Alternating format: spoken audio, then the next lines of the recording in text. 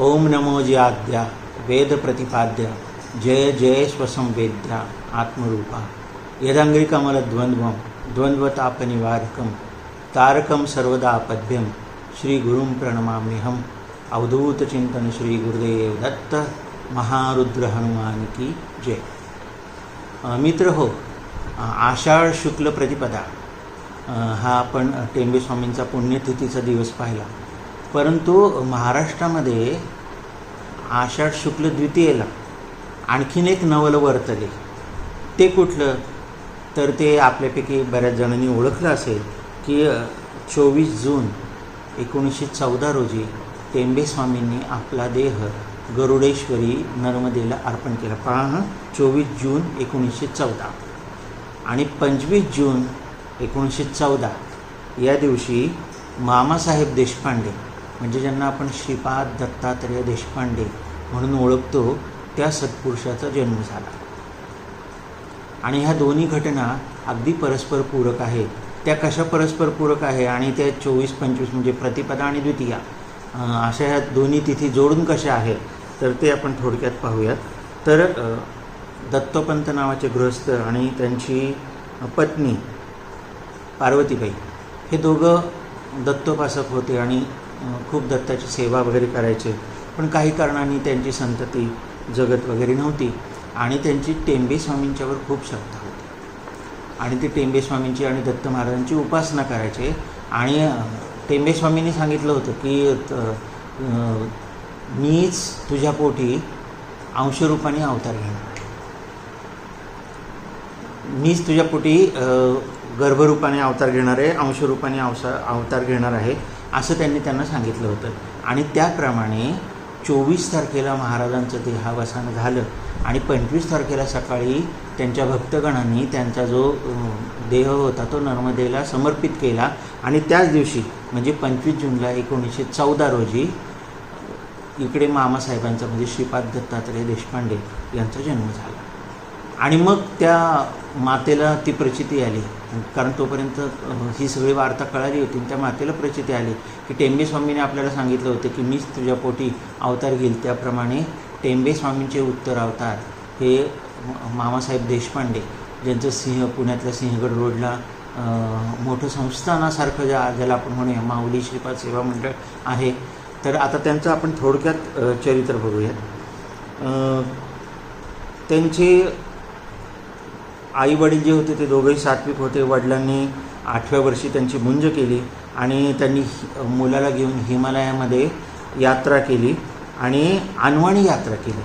आणि त्या ठिकाणी मग परत ते इकडे गरुडेश्वराला नर्मदेला आले, तिथे पण त्यांना अश्वत्थामेने दर्शन दिलं। तोपर्यंत त्यांचे वडील त्यांच्यापर्यंत होते, म्हणजे 8व्या वर्षी मुंज होईपर्यंत त्यांचे वडील त्यांच्यासोबत होते। नंतर दत्तोपंतांनी देह ठेवला। देह ठेवल्यानंतर टेंबे स्वामींनी त्या मातोश्रींच्या म्हणजे पार्वतीबाईंच्या स्वप्नात जाऊन सांगितलं की इथून पुढचा काळ खूप खडतर आहे, परंतु घाबरू नकोस, मी तुझ्या पाठीशी आहे, मी ह्या सगळ्यातून तुझी सुखरूप सुटका करेल। आणि असं म्हटल्याबरोबर त्या बाईचा नवरा तर गेलेलाच होता आणि त्याचे दिवस पाणी संपल्याबरोबर तिच्या दिरांनी त्या ह्या मायलेकरांना नेसत्या कपड्यानिशी बाहेर काढलं। हां, किती हृदयद्रावक प्रसंग आहे। दिवस पाणी संपतो न संपतो, म्हणजे माणसं वाटच बघत असतात की कधी दिवस पाणी संपतात। त्याप्रमाणे दिवस पाणी संपल्याबरोबर त्यांना घराबाहेर काढलं। घराबाहेर काढल्यानंतर ती माता डगमगली नाही।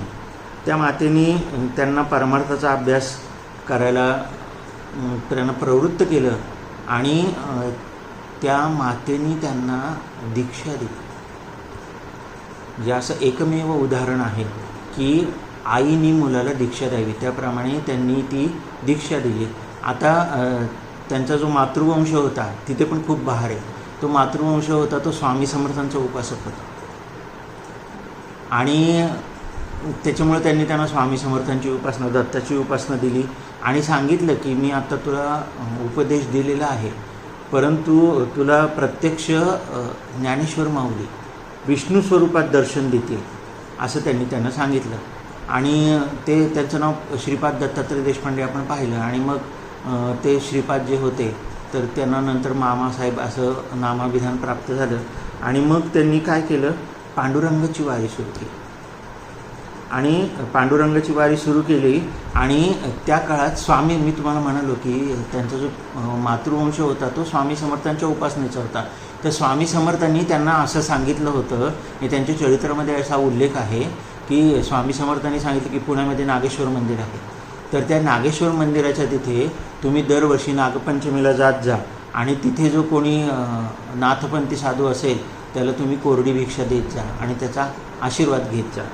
आणि अशा प्रकारे त्यांनी ते कोरडी भिक्षा, कोरडी शिधा जो होता पोरांना ते त्यांना ते देत असत. आणि तिथे त्यांना मग त्या साधूच्या रूपामध्ये त्यांना स्वामी दिसत असत. आता एक वर्षी काय झालं, एक वर्षी म्हणजे तिघंजणं जायचे, स्वतः देशपांडे, त्यांचा मामा आणि त्यांची आई, हे तिघेजणं ते नागेश्वर मंदिराच्या तिथे जायचे आणि नागेश्वर मंदिरात तिथं जाऊन तिथे त्यांना ती भिक्षा द्यायचे. आता एक वर्षी काय झालं की ते स्वामी स्वरूपातलं जे दर्शन होतं ते स्वामी स्वरूपातलं दर्शन ह्या दोघांना झालं, म्हणजे ते बहीण भावंडांना झालं, पण ह्यांना झालं नाही. आणि मग ह्यांनी विचारात पडले की मला का नाही दर्शन झालं, आणि ह्या वर्षी काय चूक झाली, की असं काय आगळीक झाली की मला स्वामींनी दर्शन दिलं नाही. आणि म्हणून त्यांनी असं सांगितलं की जोपर्यंत स्वामी मला दर्शन देत नाही तोपर्यंत माझ्या जीवाला चैन पडणार नाही. आणि असं म्हटल्यानंतर ते म्हणाले की जर मला स्वामींनी दर्शन दिलं, म्हणजे त्यांनी अट घातली की जर मला स्वामींनी दर्शन दिलं तर मी आजन्म तपाचरण करेल आणि आजन्म गुरुसेवा करेल. आणि असं म्हटल्याबरोबर त्या रात्री स्वामी त्यांच्या स्वप्नात आले आणि मग स्वामींनी सांगितलं, अरे हे सगळं घडून देण्यासाठी मी तुला तिथे दर्शन दिलं नाही, कारण मला तुझ्याकडून हे सगळं करून घ्यायचं होतं. आणि मग त्यांनी स्वामींनी त्यांना दर्शन दिलं होतं. आणि मग त्यांनी आजन्म तपाचरण केलं आणि शक्तिपाताची दीक्षा जी होती ती शक्तिपाताची दीक्षा त्यांनी आईकडूनच प्राप्त करून घेतली. आता इथे गंमत कशी आहे बघा, मी तुम्हाला म्हटलं की आईकडून दीक्षा मिळणं ही खूप दुर्मिळ घटना आहे. आणि जर तुम्ही संत साहित्य वाचलं असेल तर त्या संत साहित्यामध्ये गुरुपुत्र किंवा गुरुचा चेला अशा अर्थाची शब्दरचना किंवा अशा अर्थाचे शब्दप्रयोग येतात. तर की विशेषतः मुक्ताबाईंच्या अभंगामध्ये गुरुपुत्र असं चांगदेवानं त्यांनी संबोधन वापरलेलं आहे, किंवा गुरुचा चेला कबीराच्या पण दोहावलीमध्ये वगैरे येतं. तर त्याचाच अर्थ ते की आपण आपल्या गुरूंचं पुत्र होऊन राहिलं पाहिजे. ते आपल्याला वडील मानत न मानो किंवा ते आपल्याला मुलगा मानत न मानो, आपण मात्र त्यांना वडील मानलं पाहिजे. म्हणून गुरुपुत्र आणि गुरुचा चेला ही जी संकल्पना आहे, ही जी संज्ञा आहे, ही संज्ञा आणि ही संकल्पना ह्या गुरुसंप्रदायामध्ये खूप मोठी आहे. तर त्याप्रमाणे त्यांनी तिथे त्याला उपदेश केला आणि सांगितलं की 12 वर्षांनी मी जरी तुला दीक्षा दिलेली असली की तरी तुझा गुरु वेगळा आहे, तर 12 वर्षांनी तुला मंत्रदीक्षणा गुरु तुला भेटेल. आणि त्यांनी मग काय केलं, त्याच रात्री देहत्याग केला. आणि ते देहत्याग करताना त्यांनी सांगितलं की योगी लोक कसा देहत्याग करता हे जर तुला पाहिजे तर माझ्याकडे ये, असं म्हणून त्या रात्री त्यांनी त्यांना बोलवलं. आणि स्वतः प्रत्यक्ष मामासाहेबांनी आपल्या आईने योगमार्गाने आपला देहत्याग कसा केला हे चक्षुर्वयी सत्यम पाहिलं. आणि म्हणजे पहा केवढी मोठी अलौकिक लीला आहे. आणि मग देहत्याग केल्यानंतर ते मग महाप्रयागाला गेले. आता त्याच्या आधी एक घटना अशी घडली होती की त्या आईने त्यांना सांगितलं होतं की आता मी देहत्याग करते, पण माझी एक इच्छा अपूर्ण राहिलेली आहे की तुला मला श्रीकृष्णाची रासलीला दाखवायची, त्या रासलीलेचा आनंद मला तुला द्यायचा आहे. ती एक इच्छा माझ्याकडून राहून गेली, परंतु आता देहाचा अंतकाळ जवळ आला त्यामुळे राहून गेली. आणि मग आई गेल्यानंतर ते खूप दुःखी झाले, कारण वडिलांचं छत्र लहानपणीच हरपलं होतं. म्हणून ते नदीकिनारी, पुण्याच्या नदीकिनारी स्मशानभूमीत तिथं आले. आणि स्मशानभूमीत ते अशा विमनस्क अवस्थेत बसलेले असताना अचानक त्यांना दिव्य सुगंध, आणखीन एकम प्रकाश असा तिथे दिसला. आणि तिथे त्यांना श्रीकृष्णाची रासलीला पाहायला मिळाली प्रत्यक्ष. आणि ती श्रीकृष्णाची रासलीला पाहिल्याबरोबर ते पाहून झाल्यानंतर ते भानावर आले. आणि भानावर आल्यानंतर आईचे शब्द त्यांच्या कानावर पडले की मला तुला रासलीला दाखवायची होती, ती आता दाखवून झाली. आणि ती रासलीला पाहिल्यानंतर ते आईच्या देहपातामुळे खूप दुःखी झाले होते, परंतु ही रासलीला पाहिल्यानंतर ते आईचं दुःख विसरले आणि मग त्यांचं चित्त थोडंसं शांत झालं. आणि मग त्यांनी काय केलं की 34व्या वर्षी त्यांनी गृहत्याग केला. आणि नंतर त्यांनी सौराष्ट्र जे राजकोटला गेले आणि राजकोटला जाऊन त्यांनी सौराष्ट्र परिवहन मंडळामध्ये नोकरी पत्करली. म्हणजे हा कसा महाराष्ट्र आणि गुजरातचा जसा संबंध टेमी स्वामींच्या मार्फत आहे तसं तो मामासाहेब देशपांडेच्या तिथं मार्फत पण आहे. राजकोटला गेले, सौराष्ट्रात तिथे नोकरी पकडली आणि तिथे स्वामी दिगंबर नावाचे एक गृहस्थ होते. त्या स्वामी दिगंबरांचा आणि त्यांचा एक घनिष्ठ सहवास आला आणि त्यांच्याबरोबर महाराजांनी 6 वेळा हिमालय यात्रा केल्या. पहा बरं, 6 वेळा हिमालय यात्रा केल्या, 21 वेळा गिरनार यात्रा केली आणि 53 वेळा महाराजांनी आपल्या आयुष्यामध्ये पंढरीची वारी केली. 53 वेळा. आणि मग त्यांनी पंढरी, द्वारका, कुरपूर, नर्मदा, मानस सरोवर असं करत करत करत ते 1951 साली विष्णुप्रयागला आले. आणि विष्णुप्रयागला आल्यानंतर त्यांना विष्णुप्रयागच्या तिथे आईने सांगितल्याप्रमाणे ज्ञानेश्वर माऊलींचं विष्णू रूपात दर्शन झालं. शंखचक्र गदा पद्मधारी असं दर्शन झालं. आणि तेव्हापासून ते ज्ञानेश्वरी वाचन करू लागले. आणि त्यांच्या बाबतीत असं सांगतात की ज्ञानेश्वरीचं ते वाचन करायचे आणि ते ज्ञानेश्वरीतला गूढ अर्थ जो आहे तो गूढ अर्थ समजावून सांगायचे. आणि एखादा अर्थ जर त्यांना आडला तर प्रत्यक्ष ज्ञानेश्वर माऊली येऊन त्यांना तो अर्थ समजावून द्यायचे किंवा त्यांची ती शंका दूर करायचे. आता ह्यालासुद्धा एक कसं कारण म्हणजे माऊलींनी त्यांना आपल्याकडे कसं वळवलं ते बघा. आता ह्याला पण एक कारण ठरलं की 1951ला माऊलींचं त्यांना दर्शन झालं. 1953 ते राजकोट इथलं एक राममंदिर होतं. त्या राममंदिरामध्ये त्यांना ज्ञानेश्वरीचं प्रवचन करण्याचं योग आला आणि तेव्हापासून त्यांनी अखंड ज्ञानेश्वरीवर प्रवचन केलं, ज्ञानेश्वरीची वाचन केलं आणि ज्ञानेश्वरीचा गूढार्थ ते लोकांना समजावून सांगत होते. आणि बरोबर 12 वर्षांनी म्हणजे 1954 साली गवळवणी महाराजांची आणि त्यांची भेट झाली. आता ती भेटसुद्धा कशी झाली बघा. तो प्रसंग पण खूप वेगळा आहे. तो सोलापूरला वैद्य मास्तरांच्या घरी गवळवणी महाराजांची आणि मामासाहेब देशपांडेंची भेट झाली.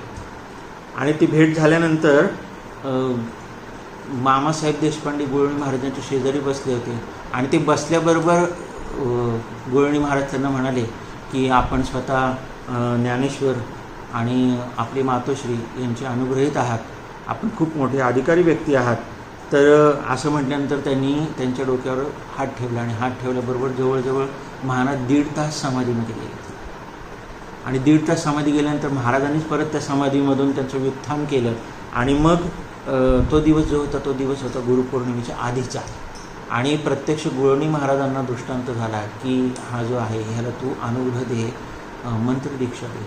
आणि इकडे ह्यांना पण अनुग्रह झाला. आणि दुसऱ्या दिवशी गुरुपौर्णिमेच्या दिवशी गवळवणी महाराजांनी मामासाहेब देशपांडेंना जो गुरुमंत्र दत्त संप्रदायामध्ये दिला जातो त्या दत्त संप्रदायातल्या मंत्राचा त्यांना उपदेश केला.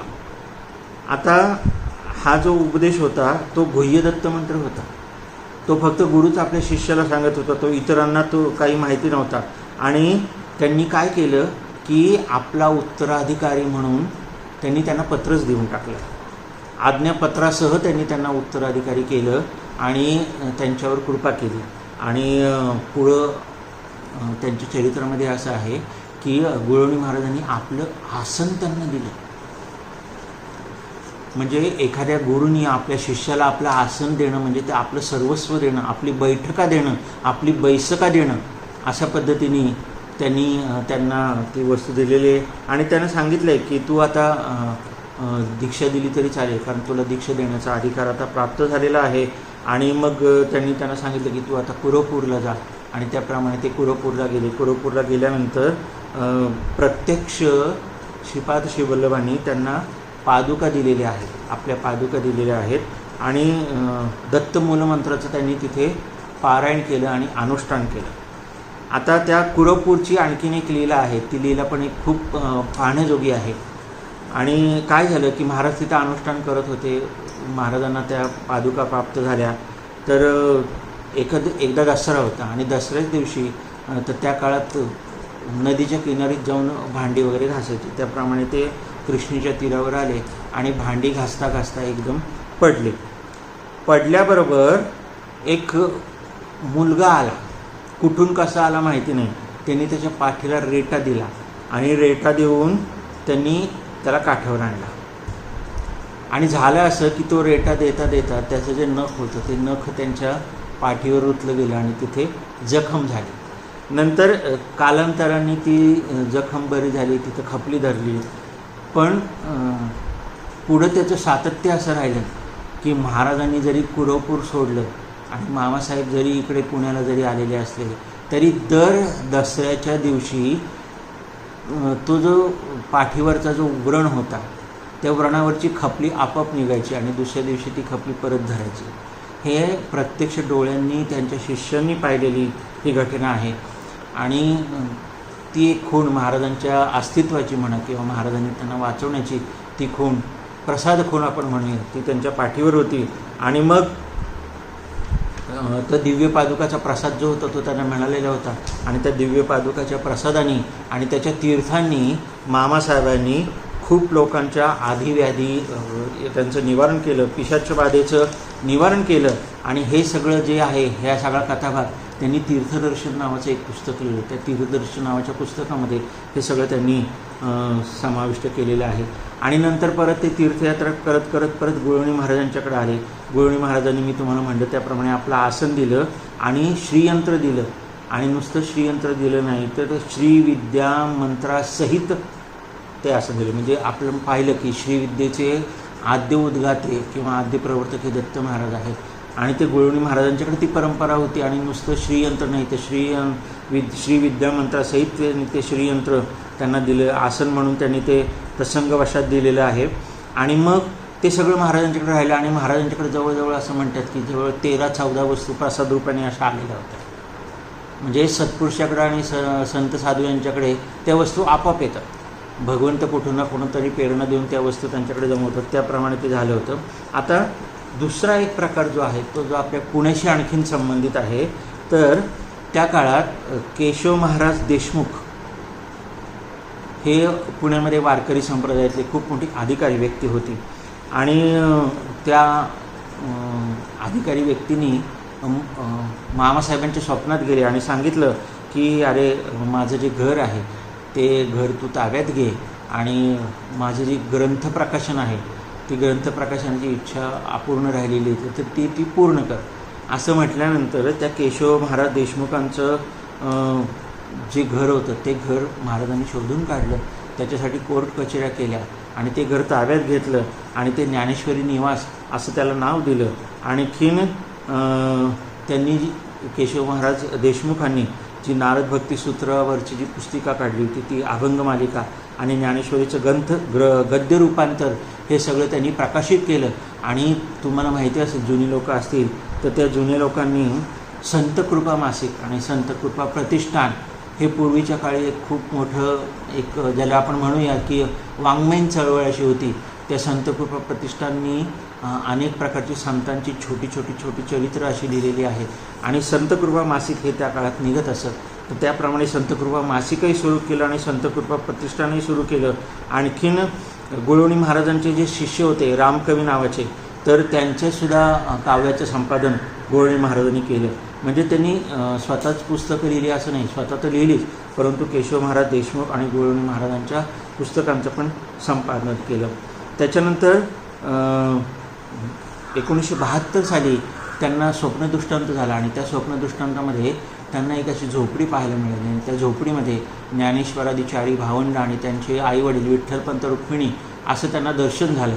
आणि ते दर्शन झाल्यानंतर मग त्यांनी काय ठरवलं की आपण आता आळंदीमध्ये सिद्धपेठामध्ये ज्ञानेश्वरांना जे अभिप्रेत होतं किंवा ज्ञानेश्वरांच्या काळात जसं वातावरण होतं त्याप्रमाणे आपण तपोवन सिद्ध करायचं म्हणून ते सिद्धपेठाच्या तिथं गेले आणि तिथं त्यांनी तपोवन निर्माण केलं आणि ज्ञानयोग अध्यात्म प्रतिष्ठान या नावाचं एक प्रतिष्ठान त्यांनी तिथं सुरू केलं. त्याच्यासाठी त्यांनी जीवाचं रान केलं.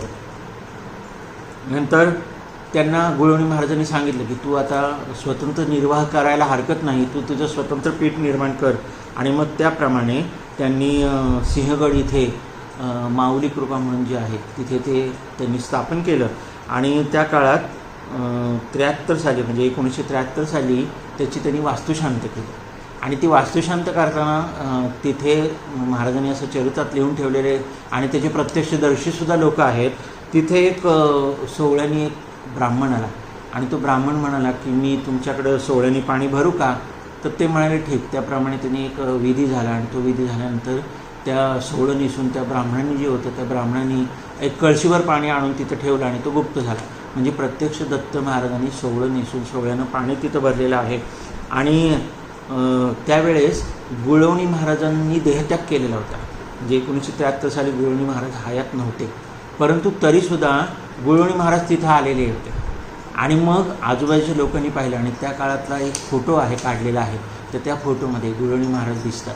म्हणजे त्यांनी जरी देहत्याग केला होता तरी आपल्या शिष्याच्या ज्या वास्तुशांतीला ते आले होते आणि तिथे प्रत्यक्ष दत्तप्रभू पण आले होते आणि गुळवणी महाराज पण आले होते.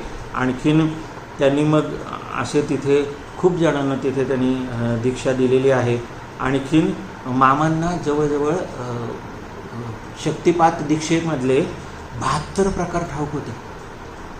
तुम्ही कल्पना करू शकता की शक्तिपात दीक्षा हा खूप मोठा प्रवाह आहे, ही खूप मोठी एक चळवळ आहे, खूप मोठी साधना आहे, खूप मोठी तपस्या आहे. ते की महाराजांच्या हयातीतच साताऱ्याला हेळवाक नावाचं गाव आहे किंवा हेळवाक नावाचं ठिकाण आहे आणि ते दत्त आणि नाथ सांप्रदायिकात खूप प्रसिद्ध आहे.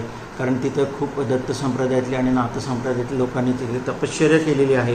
आणि अशी मान्यता आहे की प्रत्यक्ष दत्त महाराजांनी भगवान परशुरामाला तिथे श्रीविद्येचा उपदेश केलेला आहे आणि परशुरामांनी श्री गोरक्षनाथांना त्याच ठिकाणी श्रीविद्येचा उपदेश केलेला आहे. आणि त्याच ठिकाणी नृसिंह सरस्वतींना पण श्रीविद्येचा उपदेश त्याच ठिकाणी झालेला आहे. अशा प्रकारे त्या ठिकाणचं महत्त्व खूप आहे. आणि मी तुम्हाला आधी म्हणालो तसं त्याप्रमाणे मामासाहेबांच्याकडे जवळजवळ 23 प्रसाद वस्तू होत्या आणि त्या 23 प्रसाद वस्तूमधलं एक जे शिवलिंग होतं ज्याला ते रामेश्वरनाथ म्हणत होते आणि जे त्यांनी आपल्या वास्तूमध्ये स्थापन केलं होतं ते मग नंतर त्यांनी आणवलं आणि हेळवाक या ठिकाणी त्यांनी त्याची स्थापना केली. आणि जसं त्यांची मातोश्रीनी योगाग्नीने किंवा योगमार्गाने आपला देह ठेवला तर त्याप्रमाणे महाराजांनीसुद्धा, महाराज इच्छामरणी होते, महाराजांनीसुद्धा 21 मार्च 1990 साली आपला देह ठेवला. आणि मग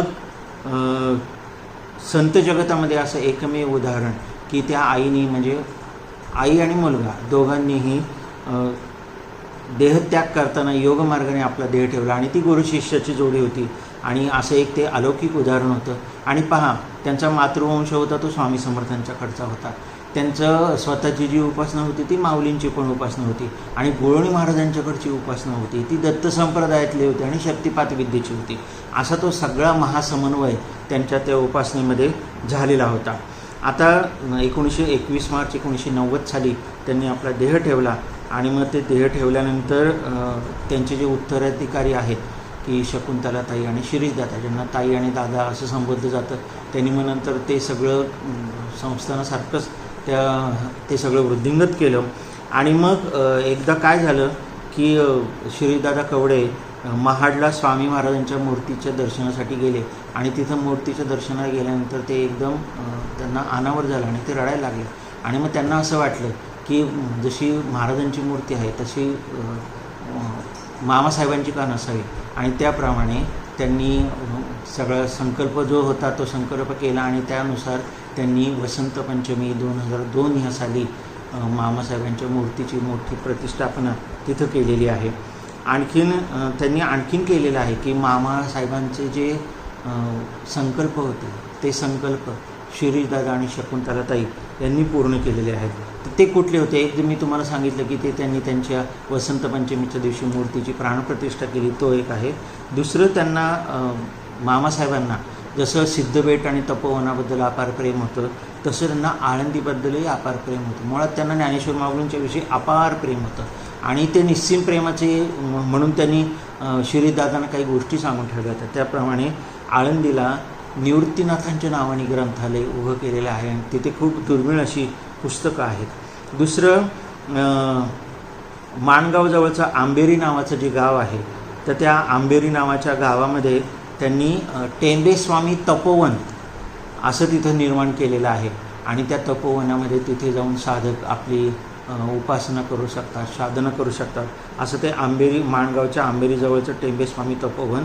दुसरं जे आहे ते दुसरं जे आहे ते जळगावजवळचं जामोद म्हणून जे आहे ठिकाण, त्या ठिकाणी त्यांनी श्रीपाद श्रीवल्लभ स्वामींचं मंदिर उभं केलेलं आहे. म्हणजे ह्या 3 वास्तू जे आहेत की आळंदीचं निवृत्तीनाथ ग्रंथालय, आंबेरीचं टेंबेस्वामी तपोवन आणि जळगाव जामोदचं श्रीपाद श्रीवल्लभ स्वामी मंदिर. आणि अशा प्रकारे त्यांनी आपल्या गुरूंचं कार्य पुढं नेलेलं आहे. त्यांना मी म्हणालो तसं त्यांची दीक्षा प्रणाली खूप मोठी होती. अनेक भक्तांना त्यांनी दीक्षा दिलेली आहे आणि कर्मठपणापेक्षा त्यांचा जो भर होता तो सगळा नामस्मरणावर होता. तुम्ही बघा, हे दत्त संप्रदायातले जे सगळे साधू सत्पुरुष होते हे स्वतः कर्मठ होते. कारण दत्त संप्रदायामध्ये तुम्हाला शुचिर्भूतता पाळावी लागते. तो त्याचा एक नियम आहे, तो त्याचा एक दंडक आहे. परंतु त्या साधू सत्पुरुषांनी आपल्या शिष्यांना मात्र उपदेश स्वतः मात्र त्यांनी नैष्ठिक ब्रह्मचर्य पालन केलं किंवा ज्याला आपण म्हणू कडक वैराग्य वगैरे पालन केलं. परंतु त्यांनी स्वतःच्या शिष्यांना मात्र दत्त नामस्मरणाचाच उपदेश केला. कारण दत्त कसं आहे, ते स्मरण मात्रे संतुष्ट होणार आहे. म्हणून तसं त्यांचं एक विशेषण आहे, स्मरतुगामी, स्मरण केल्याबरोबर हजर होणार आहे. तसं नुसतं स्मरणाने संतुष्ट होणार आहे. त्यांना तुम्ही पत्रम पुष्पम फलम तोयम काही नाही दिलं तरी चालतं, फक्त त्यांचं स्मरण केलं तरी ते त्यांना आवडतं. आणि अशा प्रकारे हा जो आपण म्हणूयात की टेंबेस्वामींचा उत्तर अवतार. आणि तारखा पण पहा कसं, प्रतिपदा आणि द्वितीया, 24 आणि 25 जून. आणि अशा प्रकारे त्यांनी स्वतःचा देह 21 मार्च 1990 या दिवशी ठेवलेला आहे.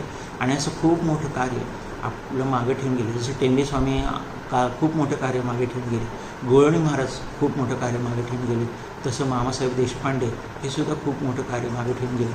खऱ्या सत्पुरुषाची ओळख तीच असते की ते स्वतः मोठे होण्यापेक्षा आपण जी काही संस्था निर्माण केलेली आहे ती संस्था किंवा आपला जो काही संप्रदाय आहे, शिष्य समुदाय आहे, त्यांना ते मोठे करतात. स्वतःला मोठे पण ते त्यांना मिळतच जातं, काही न कार्य करता ते मिळतच जातं त्यांना. परंतु ते आपल्या शिष्यांना मोठे करतात. आणि त्याप्रमाणे हे मामासाहेब देशपांडे आज त्यांचा म्हणजे एकाचा म्हणजे पहा कसं आहे, अश्रू आणि हसू. आदल्या दिवशी आपल्याला अश्रूचा अनुभव आणि दुसऱ्या दिवशी आपल्याला हसूचा अनुभव, असे हे दोन्ही दिवस प्रतिपदा आणि द्वितीया आषाढ महिन्यातले. तर ते असे आपण आता मामासाहेब देशपांडेंच्या चरणी नतमस्तक होऊया, एवढेच आपण करू शकतो. अवधूत चिंतन श्री गुरुदेव दत्त.